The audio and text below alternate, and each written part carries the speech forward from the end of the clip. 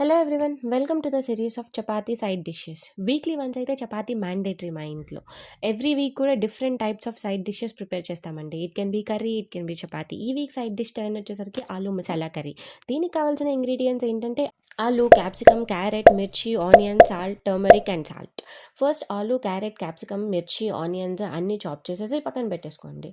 ప్యాన్లో కొంచెం ఆయిల్ పోసేసి హీట్ రాగానే పోపు, కరివేపాకు వేసి బ్రౌనిష్ కలర్లోకి వచ్చేసిన తర్వాత చాప్డ్ వెజ్జెస్ అన్నీ యాడ్ చేసి మిర్చి, ఆనియన్ కూడా యాడ్ చేసేయండి.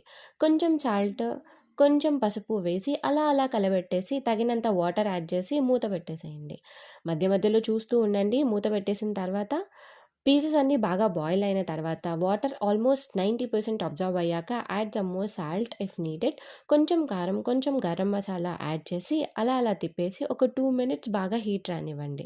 అంతేనండి, గుమగుమలాడే మసాలా కర్రీ రెడీ.